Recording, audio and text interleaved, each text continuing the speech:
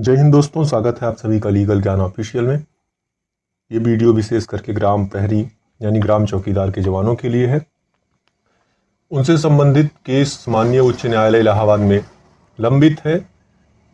उसमें एक तारीख लगी हुई थी, पिछली तारीख जो थी 13 अगस्त 2024 थी। 13 अगस्त 2024 को आपके केस में सुनवाई हुई, केस में एक आदेश हुआ। वो आदेश क्या है वो अभी 2-3 दिन पहले वेबसाइट पर अपलोड हुआ। उसके बाद आज समय मिला तो मैं सोचा कि उस पर एक विस्तृत जानकारी आप सबको दे दी जाए। सबसे पहले केस को देख लेते हैं। केस क्या है, केस का नंबर क्या है, इसके याचिकाकर्ता कौन है, और उसके बाद पूरे आदेश को अच्छे से समझेंगे। देखिए, केस जो है वो है रिट नंबर 18/956 सन 2022। इसके याचिकाकर्ता हैं लौकुश तिवारी और 1486 अन्य लोग।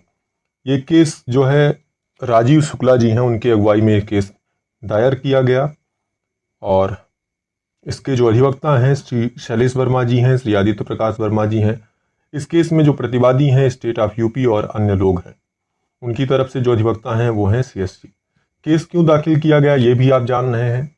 नहीं पता है तो मैं आपको बता दूं, आप जो ग्राम चौकीदार हैं उनका वेतन वर्तमान में या मानदेय वर्तमान में 2500 रुपये है, उसकी वृद्धि के लिए ये केस दायर किया गया था। आप सबकी बहुत सी उम्मीदें हैं इस केस से और शायद अच्छी दिशा में केस है और उम्मीदें आपकी लगातार बढ़ती जा रही हैं। बढ़ेंगी भी क्यों नहीं, क्योंकि एक जो सार्थक प्रयास किया था आपने सब लोगों ने मिलकर, 1486 लोगों ने मिलकर, वो कुछ अच्छी दिशा में जा रहा है। अच्छी दिशा में इसलिए मैं कह रहा हूँ क्योंकि बहुत समय पहले काउंटर का एक आदेश हुआ था, दोबारा आदेश फिर काउंटर का हुआ। ऐसे ऐसे 2-3 बार काउंटर के आदेश हुए, लेकिन काउंटर राज्य की तरफ से दाखिल नहीं किया गया था। पिछले 6 तारीख में माननीय जस्टिस जे मुनीर साहब के द्वारा एक आदेश किया गया और 7 दिन के भीतर काउंटर फाइल करने का आदेश दे दिया गया। और उस आदेश के बाद 13 तारीख को आपके केस में काउंटर लगा दिया गया। काउंटर लगा दिया गया, सुनवाई हुई उस काउंटर को लेकर, उसके बाद ये आदेश पारित हुआ। तो देखिए, यहाँ पर ऊपर लिखा हुआ है ऑनरेबल जे मुनीर यानी honourable justice J Munir. The personal counter affidavit has been filed, one each of the additional chief secretary home government of UP Lucknow, the director general of police UP Lucknow, and the SP Basti. All these are taken on record. Let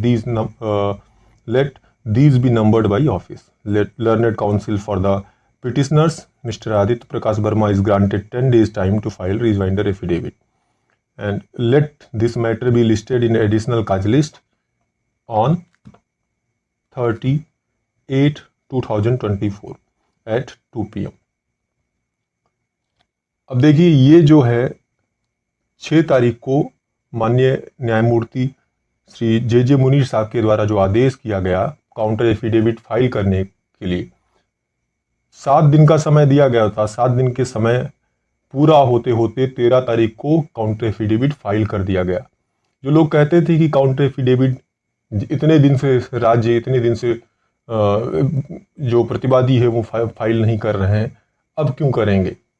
तो जब court चाह ही लेगी कि कुछ करना है, कुछ कराना है, तो फिर वो करना होगा। तो 6 तारीख को जो आदेश हुआ उसमें साफ साफ दे दिया गया था, नोट करवा दिया गया था कि 7 दिन के अंदर काउंटर एफिडेविट फाइल करना है, और अगर काउंटर एफिडेविट फाइल करने में विफल होते हैं तो 13 तारीख को 2 बजे जब आपके केस की सुनवाई होगी तो जितने लोगों को काउंटर एफिडेविट, जिसमें से एडिशनल चीफ सेक्रेटरी होम थे, director general of police UP और एसपी बस्ती, इन तीनों लोगों को कहा गया था कि या तो आप 7 दिन के अंदर काउंटर एफिडेविट फाइल कर देंगे या तो फिर 13 तारीख को आप उपस्थित रहेंगे। तो इसीलिए 13 तारीख तक काउंटर एफिडेविट फाइल कर दिया गया और काउंटर एफिडेविट फाइल करने के बाद ये आदेश हुआ जिसमें बताया गया है कि काउंटर एफिडेविट फाइल कर दिया गया है और कोर्ट ने आदेश किया कि उसको रिकॉर्ड पर लिया जाए और उसका ऑफिस के द्वारा नंबरिंग की जाए। और फिर बताया गया इसी में, देखिए कि यहाँ पर learned counsel for the petitioner mister Aditya Prakash Verma is granted 10 days time to file rejoinder affidavit, यानी जो वादी की तरफ से अधिवक्ता हैं मिस्टर आदित्य प्रकाश वर्मा, उनको 10 दिन का समय दिया गया कि वो इसका जवाब यानी काउंटर एफिडेविट का जो जवाब होता है जिसको हम रिजॉइंडर एफिडेविट बोलते हैं वो फाइल करने का समय दिया। एफिडेविट फाइल करने का 10 दिन का जो समय था, एफिडेविट उसमें फाइल होगा और उसके बाद अगले तारीख पर 30 अगस्त 2024 को आपके केस में बहस होगा। और जहां तक मुझे उम्मीद है जल्द से जल्द आपके केस में फैसला आ जाएगा। अब ज़्यादा समय लगने वाला नहीं है, हो सकता है 2-3 पेशी 4 पेशी, जहां तक मेरा मानना है। और समय समय पर बाकी आप सबको आपके जो अगुआ हैं या जिनके माध्यम से केस हुआ है या जो 1486 लोग हैं जिन लोगों ने मिलकर केस दायर किया है, उन सब के माध्यम से जानकारी तो मिलती ही रहती होगी। बाकी मुझे तो जो जानकारी मिलती है मैं आप सबसे साझा करता हूं। और कोई आपके और प्रश्न हो तो आप पूछ सकते हैं। और हाँ, निराश होने की आवश्यकता बिल्कुल नहीं है, मुकदमे से ही आपका कल्याण होगा। अगर आप मुकदमे के पक्ष में हैं तो ठीक है, आराम से इंतज़ार कीजिए, मुकदमे में जल्द फैसला होगा। जब इतना कुछ हो गया तो आगे जब आप न्यायालय पहुंच गए हैं तो आप ये मान के चलिए कि आपके साथ अच्छा ही होगा, न्याय होगा।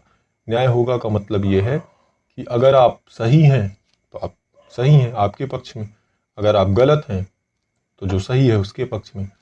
यहाँ पर न्याय की बात होती है न्यायालय में, तो न्याय होगा आपके साथ। उम्मीद करता हूँ मेरे द्वारा दी गई जानकारी से आप संतुष्ट होंगे। अगर आपके कोई प्रश्न है तो आप कमेंट के माध्यम से पूछ सकते हैं। जय हिंद, धन्यवाद।